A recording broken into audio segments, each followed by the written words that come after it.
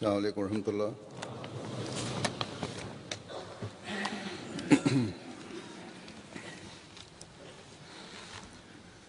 अशहदु अल्ला इलाहा इल्लल्लाह वहदहु ला शरीका लहु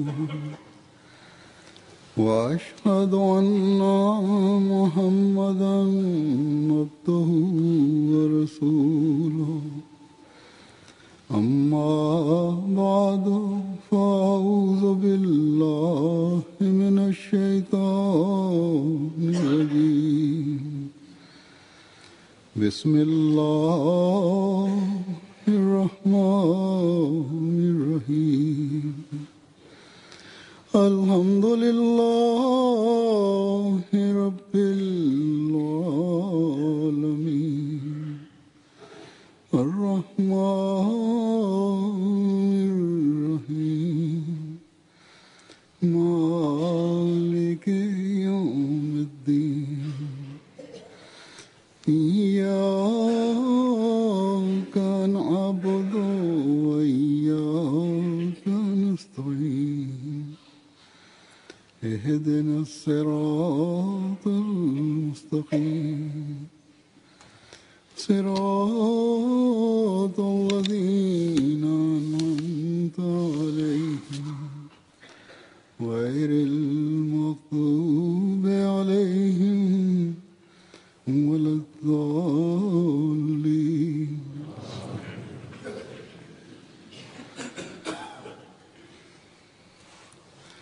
मैंने सहाबा हज़रत मसीह मौऊद अलैहिस्सलाम के वाक़यात Huzur kaže, ja ću danas govoriti ponovo. Ja sam započeo seriju navođenja od događaja iz života sahaba Muhammeda. Ja sam postavio određene teme u vezi toga i teme su bile spomenute danas u hudbi petkom. To bit će zadnji dan da ja govorim na ovu temu iz ove cijele serije iznošenja na ovu temu. Ja sam tražio od ljudi da provjere koji radi na tome da vide je li išta još spomenuto, ako bude da kasnije to spomenemo.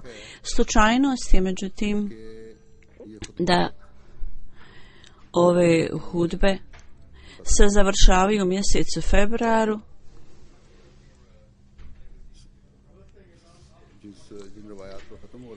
i ova iznošenja koja će se završiti odnose se, s kojim će se ovo završiti, ovo iznošenje, odnose se na Mesih Mauda, znači sina Mesija alejhi salama. Ja sam nekoliko od njih spomenuo usput u sklopu drugih iznošenja u svojim prethodnim hudbama.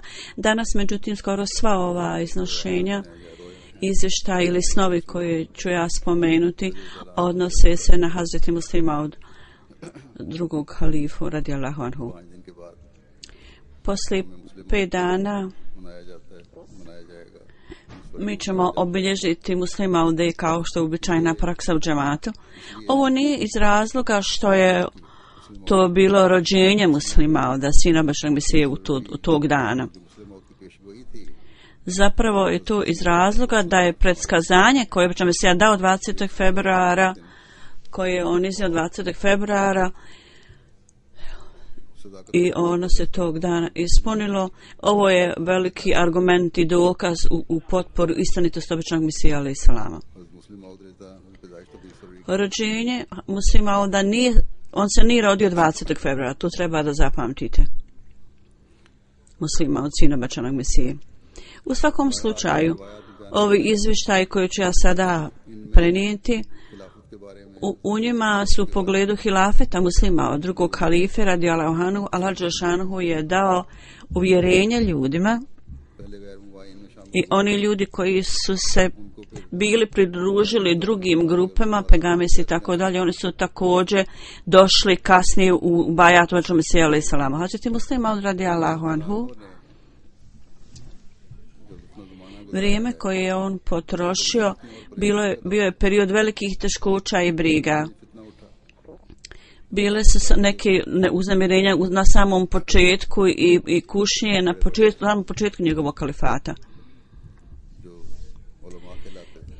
i ovi stariji ljudi koji su nazvani ulema ili učenjaci i ovi koji su bili blizu običnom se, oni su napustili džemat i uzeli su sve pare sa sobom i u nekoliko još prilika bile su određene kušnje, postojala se i zavjere su podizale svoju glavu, međutim neprestano je Allahova pomoć bila sa Hazreti Muslimaudom, običan drugim halifom. On je bio čovjek velike odlučnosti i uvijek se suočavao s ovim situacijama vrlo srčano i hrabro, sa velikom hrabrošću. Da Allah dželešanu pokaže blagoslova i da džemat nastavi da pravi napredak i da budemo svjedoci toga da Allah dželešanu Allahova pomoć je bila uz njega s njim. Izvještaj koji ću ja danas iznijeti, koji ću ja sada iznijeti, su Hazreti šejih Ismaili sahib prenosi, kaže 1894. on je dao zavjet bajata. On kaže u snu ja sam vidio Hazreti Halifatul prvog, to je bilo u vrijeme Hazreti Halifatul Mesih prvog, i ovo je bio, on je vidio sano o Hazreti Mahmudu koji će biti kasnije drugi kalifa. Kad je on bio, prvi kalifa bio povrijeđen i patio, imao je neku bolest.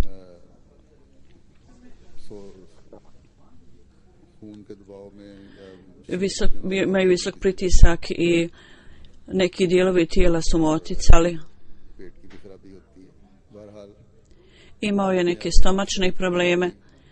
Kad je ta situacija takva bila prisutna, ovaj čovjek kaže ja sam stavio svoju ruku na Mahmuda u svom snu i rekao ja ću biti svoj prvi sljedbenik. Ja nisam, on nije znao šta je to značenje. Šejh Irfani mu je rekao da mu je rečeno u snu da ćemo odrediti Mahmuda za svog halifu, sina običnog Mesih. Hazreti Mir Muhammed Khan sahib, ja sam prije, Huzur kaže, navodio njegova navođenja pod imenom Mir sahib, međutim njegov jedan rođak mi je pisao da je njegovo ime bilo Amir Khan. Amir Khan je napisano ovdje koje je opisao, međutim poslije toga u nekim navodima spomenuto je o pismu koje pokazuje da je njegovo ime bilo Mir Muhammed, preskočeno je slovo. U svakom slučaju on je dao bajat 1903. i on kaže 23. novembra 1930. kaže ja sam vidio u snu, vidio drvo, bile su neke suhe, na kojem su bile neke suhe stvari, vjerojatno granice nešto. I kretanje toga je davalo zvuk, ali niko nije to čuo. I onda je Allah učinio da padne kiša i sve ove suhe grane su pale na tlo. I Hazreti Muslima radijallahu anhu je rekao, kuća šeitanova je bila uništena i napuštena, opustošena. I sada će biti rastinje iz zemlje i bit će napredak svuda. Nekoga je pitao zašto si ih nazvao kućom šeitana. Hazret Urul Azam, čovjek velike odlučnosti, rekao ja nisam njih nazvao kućom šeitana. Hazret Mesih Maud alejhi selam je također ispomenuo ove ljude kao da su kuća šeitanova. Muhammed je glasnim glasom, ja sam ga čuo da navodi predskazanja o Mesih alejhi selam koja su bila ispunjena, koje će biti korištene kao argument, kao dokaz na to Mesih alejhi selam. I svi slušalci su potpuno bili, osjećali se zadovoljni u svom srcu i govorili su alhamdulillah da ovaj san određenjem halifata bilo je doslova i do riječi ispunjeno kasnije određivanjem drugog halife za halifu. I ovi ljudi koji su podizali viku i dreku protiv kalifata, oni su napustili Kadijani, napustili su halifat i poslije toga Ahmedijat se raširio u svijetu kroz blagoslov halifata. Muhammed Khan sahib kaže 24. februara 1912. u noći u srijedu. Vidio sam usnu Halifatul Mesiha prvog radijallahu anhu. On mi je rekao ovo predskazanje koje je Mesih Maud dao, on spominje u svom snu, kaže to je bilo u vrijeme života Hazret Halifatul Mesih prvog. Kada obećani dođe, on će biti stavljen na prijesto, tako je čuo u svom snu. Mi smo uzimali da promačili ovaj san drugačije, međutim značenje ovoga da će Mesih Maud biti postavljen na halifu, nas presto znači on će biti određen za halifu. Kad razmislimo u toku njegovog perioda halifata, da će u to vrijeme biti pokazani sjajni znakovi. Međutim, onda smo shvatili da su ti znakovi već došli, da su se već pokazali sa početkom halifata Hazreti Halifatul Mesih drugog Muslih Mauda. Lice drugog kalife postalo je svjetlo i on kaže ja nisam znao da će ovo obećanje se tako uskoro dogoditi, mislim da će doći nekad kasnije. Međutim, ja sam sretan, Halifatul Mesih prvi je rekao da ova osoba došla u toku mog perioda i jednostavno smo iznenađeni da je Halifatul Mesih prvi, neko bi iznenađen kako on bio živ i kako je spomenuo drugi kalifa, tako neko se čudio. To znači da prvi halifa neće postići starije godina. Neko je podizao pitanje o obećanom reformatoru. Hazreti Halifatul Mesih prvom rekao u toku njegovog halifata, njemu je rečeno ovome. Hazreti Hajruddin Sahib je dao 1906. bajat, on kaže, ja sam jedan put vidio da je Hazreti Halifatul Mesih drugi, jedavullahu ta'ala,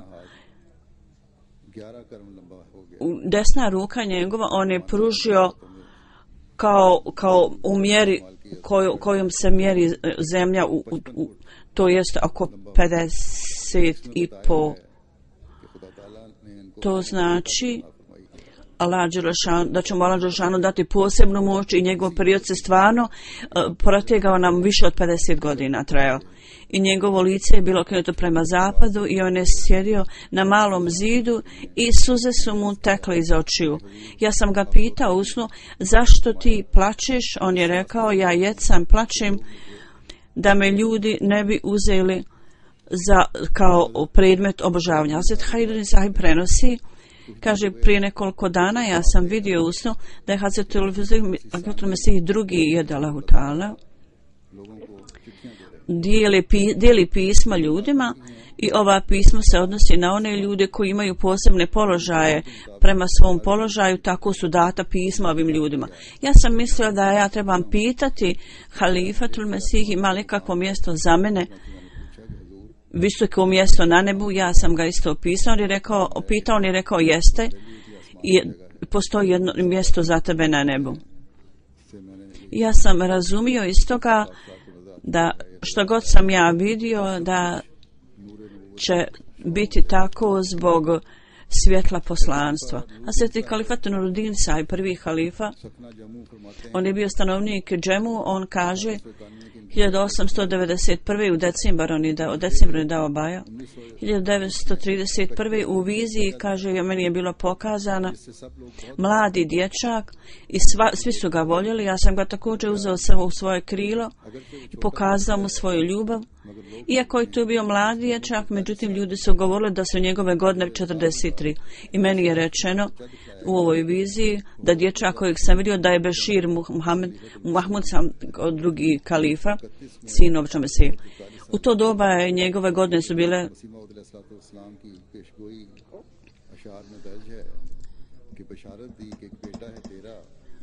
u ome su date njemu radosne vijesti koje su mu rekli, jedan od tvojih sinova će biti moj voljeni. Obećani Mesija je to rekao da je on sanju izgleda. Prema brojčanoj vrijednosti Elif, Je, Kaf su 3 harfa i ukupna brojčana vrijednost je 31, tako da se to odnosi i na to. I vrhovnost duhovnosti je također oko 40 godina starosti osobe. Onda u ovoj viziji ovo dijete je meni bilo pokazano, kaže da ima 43 godine. Hazreti Rahman Sahib, sin Džemaluddin Sahiba, On je dao bajat 1902. U toku perioda drugog kalife, kaže, ja sam vidio san da je Muhammed Ali sahib sjedi na stolici i Mijan sahib, Hazrat Kalifatul Mesih drugi, stoji pored strane i odjedanput kako sam ja sam vidio veličina Muhammed Ali sahiba i njegova lica počela da se smanjuje i je postao kao dijete, a tijelo drugog kalife je širilo se i postao je mnogo više nego što je bila njegova visina. On je postao veličanstven i sjajan i ja sam bio jako impresioniran. Ujutro su sve moje sumnje poslije tog sna bile uklonjene iz mog uma i sve rezervacije koje sam sve su bile očišćene i on je dao bajat Kalifatul Mesih drugo. Hazret Mijan sahib ima još jedan navod i kaže, u to vrijeme prije hilafeta Hazret Kalifatul Mesih drugi otišao je da obavi hadž. U to vrijeme ja sam vidio san, u snu sam vidio muslimane da su okruženi nevjernicima i kad ne bio nikakvog puta da pobjegnu, onda je neko između nas odletio prema nebu i doveo neke vrlo moćne ljude koji su rastjerali sve nevjernike.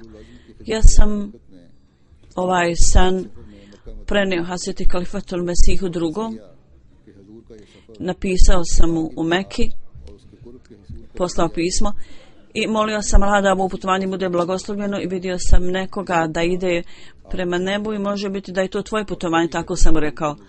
I da snažni ljudi dolaze dole, možda kroz tvoje dove meleki će se spustiti i kroz njih Allah dželešanuhu će uništiti sve ove ljude, ukloniti sve ove ljude. I ja mislim da kad je Kalifatul Mesih govorio u džamiji Mesdžid Nur, on je spomenuo ovo moje pismo u svom govoru.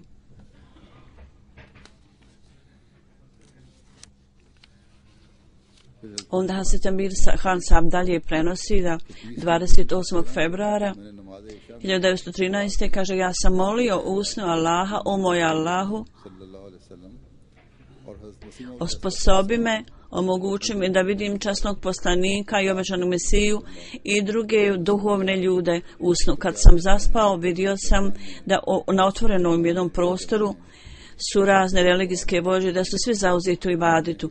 Onda sam u ovim Hazretu Mesih drugi halifa bio tamo i ljiljani, cvijeće ljiljani su bili ispred mene. Hazreti Kalifatul Mesih drugi mi je rekao da kad mirišeš cvijeće treba da ih držimo dalje od nosa, da ne dodirujemo nosem tako da možete uživati miris cvijeća. Hazreti Amir Khan Sahib kaže, 1913. jedno noći u decembru ja sam vidio u snu Hazreti Muslih Mauda, drugog halifu. Vidio sam scenu kako rijeke teku niže nas i tu su bili neki ljudi. Bilo je to ispunjeno bilo ljudima koji negiraju hilafet.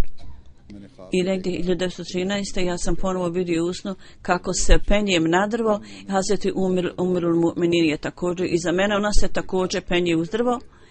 Kad sam ja pogledao prema njoj, bio sam zabrinut, postao sam zabrinut i onda ona rekla, nemoj se brinuti, ne brini se, ti si također jedan od naših sinova. I onda preko stepenica ja sam otišao u drugu sobu, preko stepenica i ta kuća je bila kuća obećanog Mesija alejhi selama. Ono što sam ja tamo vidio je da u društvu možemo se, ja sam dobio neki posao, a da je moja plata bila mnogo manja nego plata inspektora. I neko me je tamo pitao zašto si napustio prethodni posao. Ja sam rekao, neko me je potkrao i druga osoba me je pitala zašto si došao kasno. Ja sam rekao, moji gosti su, imao sam goste pa sam pazio na njih. Hazret Umirul Mu'minin je rekla,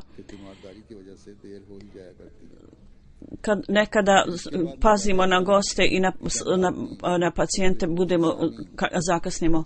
Onda sam ja vidio da neki ljudi ulaze u kuću kako da misli drugo da stvaraju neki problem. Ja sam onda imao sablju u ruci i sve sam rastjerao ove ljude. Kad sam došao unutra, vidio sam još jednu osobu sa sabljom, da kako dolazi, ja sam njegovu sablju presjekao svojom sabljom i on je postao ponižen. I neki ljudi su uzeli kad su Mesije drugog i okružili ga i odveli ga. Tako da su onda mene pozvali, ja sam rastjerao svoje ove ljude i druga osoba koja je bio vođa ovih stvaraoca nereda. Međutim, on se je vratio natrag i ja sam nastavio da idem prema njemu i konačno ja sam ga zarobio i ubio. I kad sam se vratio ponovo u sobu, Hazreti Umirul Mu'minin i Hazreti Kalifatul Mesih drugi, oni su mi dali mlijeko i ja sam ga popio. Neko je rekao, zašto si popio ovo mlijeko? Ja sam onda rekao, šta je pogrešno, to je nešto dobro. I onda sam se probudio. Ja sam cijeli ovaj san napisao u pismu Hazreti Kalifatul Mesih drugom. Ja sam napisao, Huzur,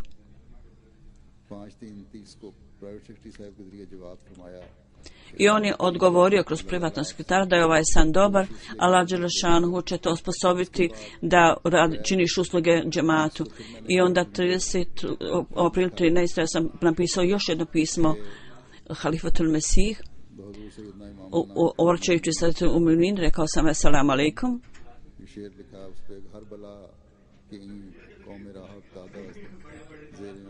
Rekao sam da svaka teška situacija koja dođe, Allah dželešanu oslobađa osobe iz toga i slobodi osobu iz toga. I u pogledu teškoća koje su stvorili ovi neprijatelji, ja sam bio jako zabrinut i ja sam vidio mnogo ljudi da se okupljaju oko običnog drugog kalifa. Ja sam ih rastjerao sabljom i ubio sam njihovog vođu. I ja sam napisao ovaj san o Halifatul Mesihu i Halifatul Mesih mi je odgovorio, Allah dželešanu će ti dati neku pomoć tebi. S ciljem da ispuniš svoje dužnosti, ja uznemiren čekam da ispunim ovu odgovornost, međutim ja ne znam kako će to biti urađeno. Osim uz pomoć Allaha dželešanu, nema nekakvog drugog puta da to postignem. Ja molim Huzura, molim Halifatul Mesih, molim Allaha za mene, za moje propuste i nedostatke i da Allah primi moje dove i da me osposobi da činim usluge džematu, da služim džematu. I ja sa salamom Hazir Uminum iz distrikta Dželam. On kaže, alhamdulillah, ponovo alhamdulillah, da poslije 7 godina moj san je bio ispunjen, riječ po riječ, 1924. čini mi se. Tako, zbog žurbe prijašnjih od službenika, ja sam napustio sve ranije poslove. I ja sam rekao da ću napustiti poslanicu, rekao napusti. Međutim, ja sam saznao da on nije napustio svoj posao, taj drugi neki službenik. 19 rupija je bila moja plaća, a sada u Kadijanu dobivam samo 20. Međutim, to nije anđuman zaposlenje, zapravo Tahrike Džedid, koji je pogotovo bilo nešto apel koji je izdao Hazrat Kalifatul Mesih drugi. I do 36. godine ja sam bio kod kuće. Ja sam sada vidio one koji su napustili džemat svojim vlastitim očima. Ja sam molio Allaha za njih. Ja sam vidio ovaj događaj ubijstva njihovog vođe svojim vlastitim očima. Uz pomoć ibadeta i dova svi su neprijatelji bili iskorijenjeni, uništeni. I ovdje još jedan izvještaj za Halifatul Mesih drugi. Poslije 1 mjesec poslije bajata Hazreti Rakib Ahmed Sahiba iz Šadrahi došao je u Lahor u moju kuću i rekao je, hajde da idemo i da zaustimo Muhammed Alija Sahiba u pogledu ove stvari. Ja sam mu se pridružio i tamo na prijateljski jedan način Hakim Sahib i Mauli Muhammed Ali Sahib počeli su da razgovaraju jedan s drugim. Poslije 15, 20 i 20 minuta ovo se je nastavilo za 15-20 minuta i je li on bio poslanik ili nije, to je bila tema.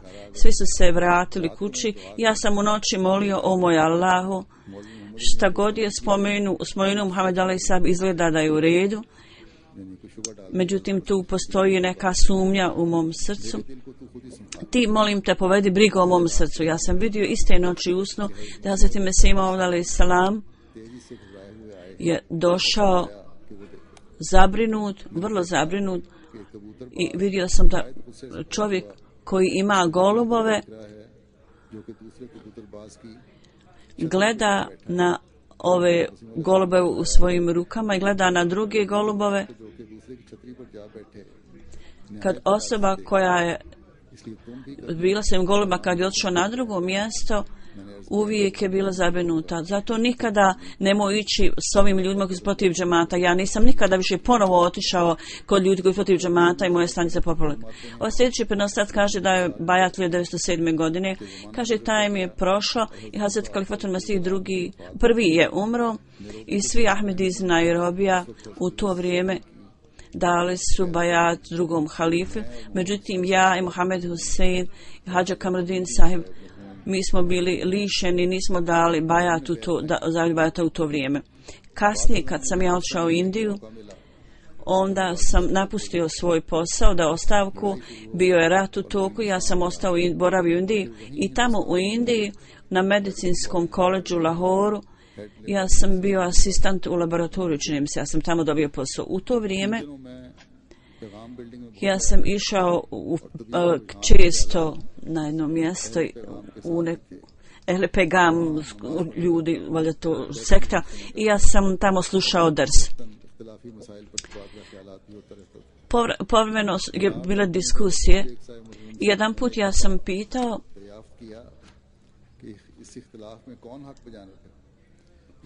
ko je zapravo u pravu, koji u istini u ovim tvrdnjama. On je rekao, svi su stariji, inteligentni ljudi na našoj strani uz nas. U toku ovog vremena Hadži Muhammed Musa sahib je rekao, ja sam otišao u radnju Hadži Muhammed Muši Mubalik sahib, Rađi Put, koji je bio vlasnik neke radnje. Ja sam tamo razgovarao s njim i oni su tamo održali vrlo aktivnu debatu i ovaj čovjek je koristio vrlo grube riječi. Međutim, ja sam osjećao da Munši sahib koristi vrlo grube riječi i Munši sahib, ovo je možda njegova priroda, ovo on čini po navici. Jedan put on je rekao, zašto ideš u ovoj sekti Pejgamber? Ja sam rekao, ja tamo idem radi dersa časnog Kurana. Ja idem tamo da to slušam. On je rekao, ideš svuda, danas ćeš ići s nama. I tamo su oni klanjali namaz u kući Mija Čuridin sahiba. I Gulam sahib Rađiki je tamo klanjao namaz. Kad sam tamo prvi put otišao, prvi rukju, diskutovano je u prvom rukju i objašnjeno. Gulam Rasul sahib je na vrlo tečan, vrlo snažno s argumentima i jasno on je dao komentar ja nikada nisam slušao prije. Kad sam pogledao na njegovo lice, ovaj čovjek je izgledao da je vrlo pobožan. Ja sam bio iznenađen da on nije dao nikakav ders, međutim dao je toliko argumenata i razloga u svom komentaru da sam bio iznenađen. Ja sam molio Allaha, on je rekao, Muhammed Ali sahib je naučio Kur'an, da je taj prethodni govornik naučio Kur'an od Rađike. Ja sam onda poslije toga vidio usno kao džamija Međudu Batal i pravo usred te džamije ja sam mislio da trebam naći vodu da uzmem abdest radi namaza. Onda sam mislio kako nema vode, to je bila na Ahmedi džamija, kako nema te vode u džamiji, i onda sam zbog toga počeo da tragam za vodom na neko mjesto da tražim i izgledalo je kao da ima još neka džamija kao Pejgam zgrada i bila je česma. Ja kad sam otvorio česmu, I potekla je prljava voda मैल किसी कसावत है i također neka nečistoća. और अंग्रेजी में एलजी कहते हैं काई जो कहते हैं वो निकली है पानी में U vodi nije bila čista voda, nego prljava i pala je na moje ruke. Ja sam shvatio da to nije dobro. मैंने इसी मस्जिद I onda ja sam se vratio u istu džamiju gdje sam sjedio na prvom mjestu i ja sam namjerio da idem tamo. और वो दीवार जो I zid koji je bio prilično visok, ja sam prešao, uspeo sam se na taj zid. Prešao valjda preko zida. तो Onda Sejid Mohamed Husein Shah Sabi je povukao moju nogu i rekao, zašto si došao ovdje? Nemoj nikada više doći ovdje. जाने की गालबन ये उसी मस्जिद Vjerovatno on spominje ovu džamiju gdje je uzeo abdest. Zašto si došao ovdje, rekao mi. Ja sam, kaže, onda rekao, ja nemam potrebe da dolazim ovdje više ponovo. Onda sam ponovo otišao u ovu drugu džamiju. Tamo je bilo malo jezerca vrlo čiste vode. Kad sam ušao u džamiju, bilo je u džamiji to mjesto sa čistom vodom i Radžiki Sahib je davao ders iz hadisa, objašnjavao i ima vrlo lijepu boju छपा हुआ है मैं ये ख्याल कर i nešto je bilo isprintano और मैं i ja sam osjećao da jako puno ima vode i ja nisam bio svjestan toga. Nakon što sam uzeo abdest, ja sam podigao ruke i Mohamed Husein sa sabljom u ruci je opet stajao iznad mene. इस्तीफा सानीन की तरफ से मेरे मुतल्लिक Ja sam osjećao da je njemu bilo naređeno da sam ja licemjer i da je njemu naređeno da me ubije. देखा Kad sam ja pogledao u njega, कि तुम एक मोमिन के कत्ल के लिए तलवार उठाते हो ja sam rekao, zašto držiš sablju da me ubiješ? Zatim ne znam da sam ja vjernik, rekao sam mu. On je rekao, ja držim sablju. लड़के सुरख और Onda sam ja stanio da držim sablju u ruci. Bili su neki dječaci u bijelim i crvenom kao dresovima. Bilo je kao dani Muharema. Ja sam onda probudio ovu djecu i podigao ih i rekao, idite tamo. Onda su oni nestali. Ja sam onda osjećao da je kuća mog sina Abdul Gafura. Kad sam ja otišao unutra, jedan policajac je došao da pretražuje kuću i ja sam osjećao da imam sablju koja je bez dozvole. Oni su možda došli zbog toga da to pretraže. Međutim, osjećao sam kako je ova sablja bila iz Afrike. Ja sam onda, da sam ja to donio iz Afrike. Kad sam se probudio, ja sam ovaj san spomenuo nekim ljudima i Musa Sahib mi je rekao, ja želim, bilo mi je drago da si bio ubijen usno. To bi bilo देखने के बाद भी उन्होंने da bi licemjeri bili potpuno dokrajčeni. Poslije toga on je rekao, ja sam dao bajat od Katolu Mesih drugog i Allahovom milošću. जैसे इखलास और मोहब्बत में Ja sam onda napredovao u svojoj predanosti zajednici džemat. Sljedeći prenosilac kaže, कि जब हरा kad je bila zavjera Aharara u tom vremenu, kad su oni pravili zavjere, नीम के एक तरफ यूसुफ नामी शख्स लेटा हुआ है osoba po imenu Jusuf शेर मोहम्मद लेटा हुआ है उसमें जनाब nageo se prema Kalifatul Mesih drugom Yusuf तो है i rečeno je da nema sumnje da je on Jusuf, međutim ljudi se osjećaju ljubomorni zbog njegovog napretka, međutim uz njega je Božja pomoć. I ovi ljudi koji osjećaju ljubomorni ne mogu mu nanijeti nikakvu štetu. To je u skladu sa ovim ajetom. गिरा था ये चाह से निकाले इसकी U pogledu Jusufa čujemo da je on bio stavljen u bunar, međutim Allah dželešanu ga izvadio. Hasiti Kalma Kasir prenosi da je bajat जब खिलाफत सानिया का वक्त आया 1896. kad je došao u ime drugog kalife, ja sam onda rekao Kalifatul Mesih. U to vrijeme ja sam bio na godišnjem. Moja kuća je bila u Kangri. Ja se sjećam.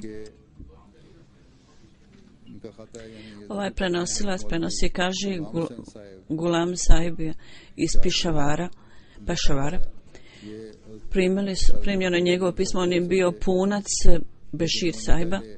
Na početku on nije dao bajat उनके पैगामियों के साथ चले i otišao je sa ovom sektom Pagamis. On je napisao pismo meni koje je bilo napisano कर दो ये लिखा हुआ था da to je bio savjet da treba da porekne svoj bajat drugom kalifi. बहुत अरसा रहा Kao što sam ja već dugo vremena imao kontakt sa njim, ja nisam razumio. Tako da u pogledu पैगाम सुबह में लिख दिया ovog poricanja sam napisao i ta najava je bila objavljena. पैगामियों के साथ I ja sam se pridružio sekti Pagamis. Međutim, ovo je Allahova naklonost bila da u pogledu porodice obećanog Mesija selam moji pogledi su bili upravo jednaki. Ja nikad nisam potrebio nikakve riječi nepoštovanja u pogledu Hazreti Mauda ili nekoga drugoga. Nikada nisam upotrebljavao neke loše riječi. Ovo stanje se nastalo dugo vremena. I ja sam tamo bio na nekim njihovim skupovima također. Stvari koje sam ja spomenuo, Gulam Sahib iz Pešavara, on nije dao bajat, međutim 1940 on je dao bajat i pridružio se Ahmedijatu i došao kad Jan i ostao tamo da živi. On je rekao, ja sam bio na nekim njihovim skupama i jedan dan ja sam usno vidio kako na obali mora je kuća i da otalasi udaraju u kuću, jako je puno galame, buke. I Muhammed Ali Sahib je izašao iz kuće i ja sam rekao da je pola njegovog lica svjetlo, a pola mračno. Onda sam mislio da prvi dio njegovog života u toku vremena običnog Mesija alejhi selam je bilo dobro, a poslije toga je postalo tamno, mračno. Onda kad Allah dovodi osobu na uputu, onda on stvori opskrbu i sredstva koji postaju sredstva njegove upute. 1925. ja sam bio u kući i moja porodica je bila u Sirgodi.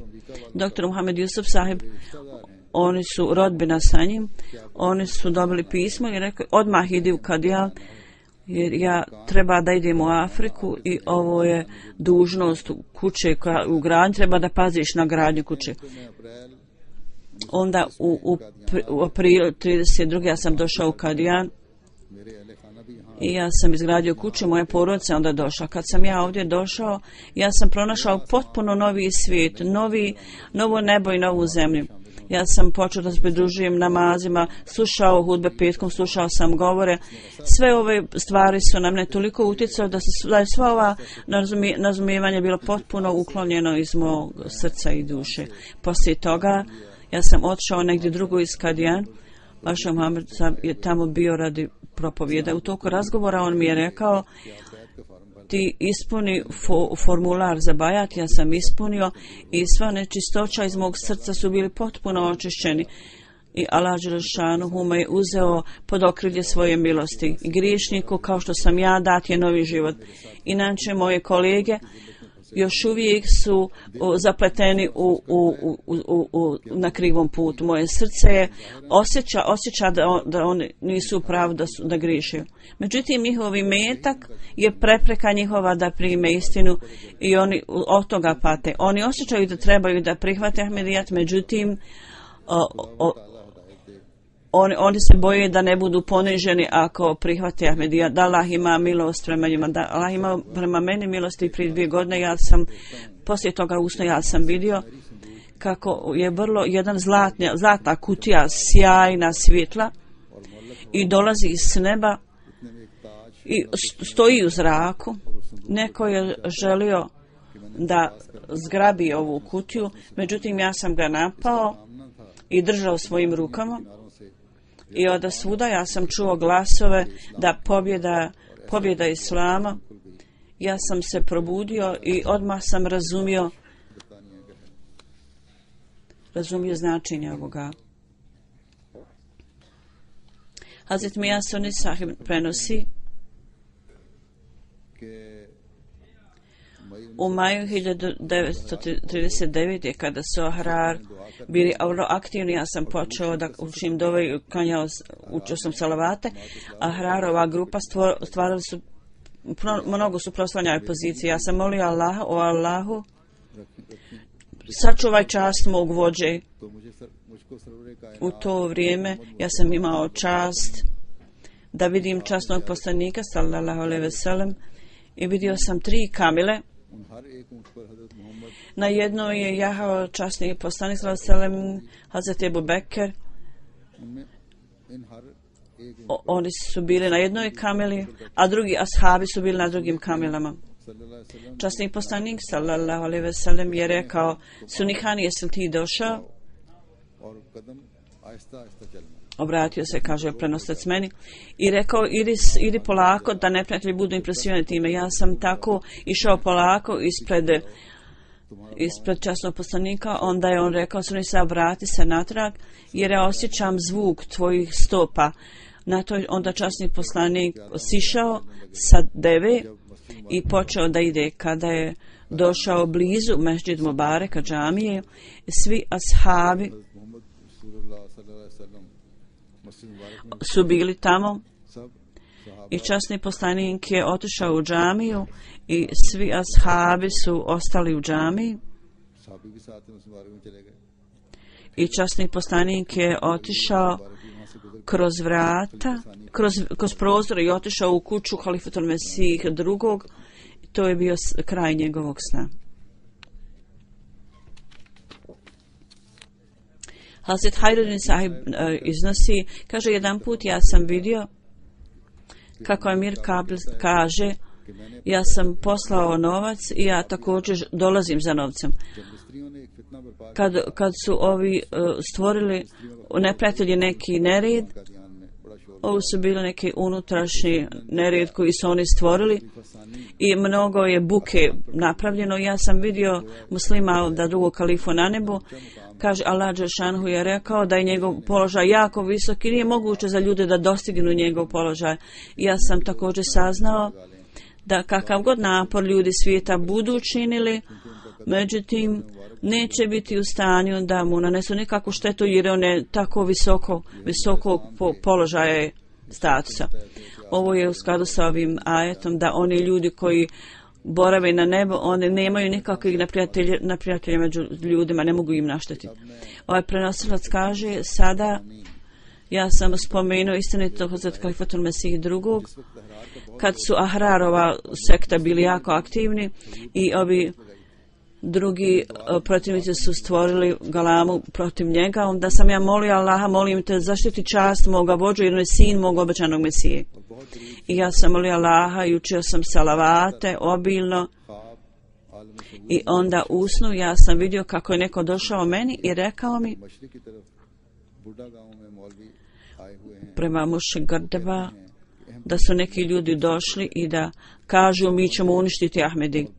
Barekatul Ahmedi, Fatil Ahmedi. I ja, Suni Sahib koji prenosi ovaj san, kaže Barekatul Ahmedi, Fatil Ahmedi. Ja sam ih uzeo zajedno i počeo sam ići tamo odakle su ove hođe došle. Kaže Muza Pandari. Kad smo tamo došli, u to vrijeme je bilo vrijeme Asr Kindije namaza. Ja sam bio imam i mi smo klanjali namaz. Još jedan Ahmed je došao i pridružio nam se. Ja sam pogledao prema nebu. Bila su 2 mjeseca. Jedan je bio svijetal, a drugi mjesec je imao četvrtasti oblik, nije imao svjetla. Taj drugi. Nije bilo svjetla u njemu. Dok sam ja vidio da neko svjetlo tamo ima i dolazi, to svjetlo je također postalo onda iste veličine, oba mjeseca su onda počeli se sjajati. Onda sam saznao da je prvi mjesec bio Hazreti Mirza Sahib običan Mesih, a drugi mjesec koji je sada osvjetljen je Mirza Baširin Ahmed drugi halifa, sin obećanog Mesije. Kao što sam rekao, bilo je vrijeme velikog nereda i zavjere od strane ovih protivnika. I bile su vrlo opake optužbe podignute protiv njega. Ja sam spomenuo o tome, jer možda mnogi ljudi uzor kaže možda ne znaju o tome. U rezimo ja ću spomenuti o tome. Hazret Halifatul Mesih drugi kaže, bilo je nedavno optužbe protiv mene kao da smo mi odredili da neki ljudi trebaju biti ubijeni. Ovi ljudi su u nekim određenim oblastima i oni su odgovorni za to, koji pobuđuju ljude, postiču ljude. I također potiču ljude da ne prime moj zavjet. I oni kažu da ubijemo ljude ili da naredimo da ljudi budu ubijeni. Nije moguće to. Ja nikada čak ne činim dove protiv ovih ljudi, drugi halifa je rekao. Ovo su optužbe koje su izmišljene. Onda ovaj prenosilac kaže, ja sam onda mislio da ovi ljudi misli kao da Hazret Halifatul Mesih drugi pokušava da nešto radi protiv ovih ljudi. Ovi ljudi iz nekog razlika, kao što je spomenuto u novinama, oni iznose toliko mnogo stvari koji su potpuno podle, neistinite. I on kaže, ovi ljudi koji idu niže u svom moralu i degradaciju, oni rade sve ove stvari i zbog toga oni izgovaraju ove stvari, ove optužbe koji se i oni spominju, odnose se na sve ove stvari. I vrlo nečiste optužbe oni su iznosili protiv njega. Međutim, on nije odgovarao ni na jedno od ovoga. U istoriji Ahmedijata je tamo spomenuto da kratak sadržaj toga je da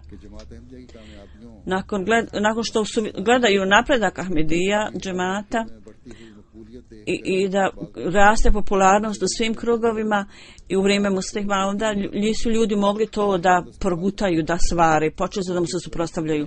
Iz ove svrhe oni su ovi protivniki, neki podli ljudi u Kadijanu, udružili su se zajedno i prvo su iznijeli optužbu da neko ubiju Hazreti Muslima, onda drugog kalifu, i počeli su izdavati su neke publikacije i upotrebljavali su vrlo prljave optužbe, nečiste optužbe. I ove optužbe su bile tu i krivnje protiv njega i stvorili su veliki nered. I ovo je zapravo bila duboko ukorijenjena zavjera. Neki ljudi su radili naporno za to, uložili napor za to. Ovi ljudi su nastojali da uključe i druge ljude u to.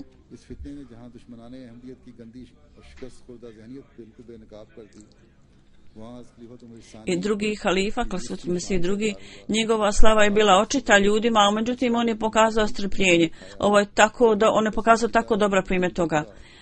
Vrlo ozbiljni ljudi su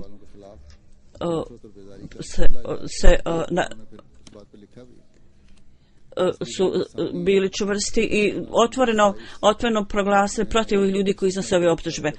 1977. u pogledu ovog nereda, drugi Mesija je rekao, ova vrsta stvari uvijek su vezane za od Boga određeni poredak.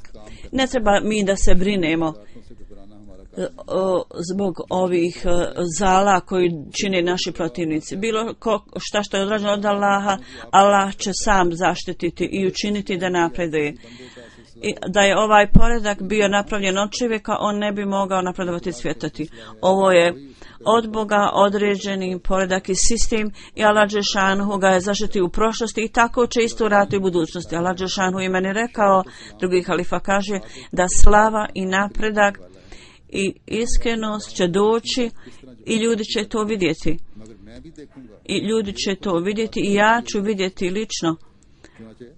Hoće li njihove tvrdnje biti ispunjene ili će biti ispunjene moje.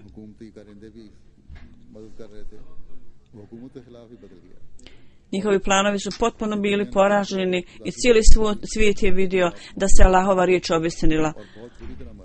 I svi ovi stvaraoci nereda su bili uništeni, rastirani. Kad god su bili napravljeni planovi protiv zajednice, protiv džemata, i kad oni planiraju za to, čak ako vlade ih pomažu, čak ove vlade budu poražene. Da Allah dželešanohu dadne tako, da uvijek zaštiti džemat od svih vrsta zavjera i nereda, i da ovi ashabi koji su ovdje spomenuti, da Allah dželešanohu i blagoslovi njihove potomke i da ih osposobi i omogući da naslijedi njihove blagoslovovih ashaba i da Allah dželešanohu zaštiti sve članove džemata od svih vrsta loših utjecaja ovih neprijatelja planova, da Allah osposobi sve članove džemata da budu čvrsti u svojoj vjeri i da ih zaštiti od svega što ne valja. Danas Sardar Mohamed Bana Sahib je umro, ja ću danas klanjati njegovu dženazu u odsustvu. On je nedavno umro i na lillahi ve inna ilaihi rađiun. Njegov otac je bio Ahmed Khan Čon Barvana. On je bio otamo i Hazreti Kalifatul Mesih II. U toku njegovog perioda 50. godina on je dao bajat. U to vrijeme on imao samo 10 godina i bio je vrlo naklonjen tabliku, iako je bio vrlo mlad. I to on je nastavio tu svoju naklonost, njegova naklonost nastala se do kraja života. U pogledu svjetske obrazovanje imao da samo 5 razreda završe. Međutim, knjiga Obećanog Mesije i knjiga Sveti Kalifatul Mesije drugog, pogotovo drugog kalife, on je sve to čitao i u svom krugu, u svojoj oblasti. On je to predstavljao na lokalnom jeziku i svi slušalci su bili jako impresionirani time. On je bio poslan na nekoliko mjesta da prenosi poruku. On nikada nije vodio brigu ni o kakvom vremenu, ni o vremenu.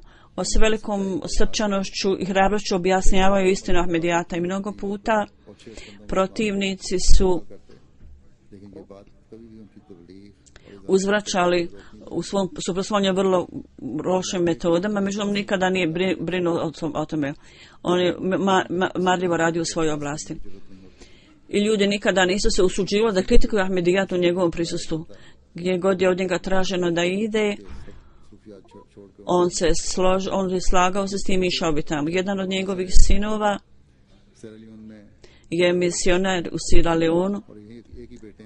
On mu je jedini sin. On piše jedan put, poveo me otac skupa sa sobom i njegovim prijateljem. Čitavu noć je on objašnjavao predmetu islanosti Ahmedijata i iznosio sve, pobijao sve optužbe i rekao ima li šta drugo što vas zaustavlja da primite Ahmedijata, i onda bi dao odgovor u detalje. Ovo se nastavilo do ujutru. Cijelu noć on potrošio. Poslije toga mi smo se vratili. Ta osoba kad se vratila u svoju oblast, taj čovjek, on je dao zavid bajata. Primjer Ahmedijata. I napisao je pismo koji su svojim ukućanima i oni su mi to pokazali. On je rekao, ja sam sreo jednog seljanina koji uvijek bio zauzet tokom dana sa stokom, međutim kad sam ga slušao ja sam osjećao da je u njemu ogromna rijeka znanja. I nakon čitanja knjiga Obećanog Mesije alejhi selama ja sam stekao znanje. Kao što sam rekao, on je imao samo jednog sina, jednog kćer. Sin njegov je misionar u Sierra Leone. Prošle sedmice je bila dželsa i zbog toga on je bio zauzet i zbog nekih drugih također razloga nije mogao da ide i da prisustvuje dženazi svog oca.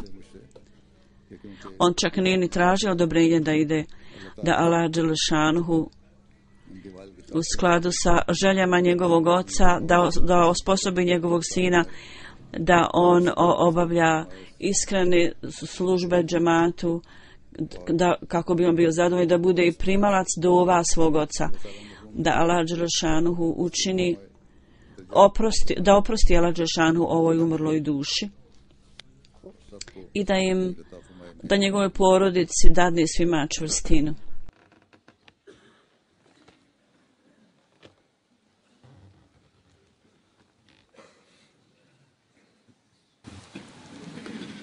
Alhamdulillah, nahmaduhu wa nasta'inuhu wa nastaghfiruhu wa nu'minu bihi wa natawakkalu alayhi wa na'udhu billahi min shururi anfusina wa min sayyiati a'malina. من يهده الله فلا مضل له ومن يضلله فلا هادي له ونشهد أن لا إله إلا الله ونشهد أن محمدا عبده ورسوله. عباد الله رحمكم الله إن الله يأمر بالعدل والإحسان وإيتاء ذي القربى وينهى عن الفحشاء والمنكر والبغي يعظكم لعلكم تذكرون اذكروا الله يذكركم وادعوه يستجب لكم ولذكر الله أكبر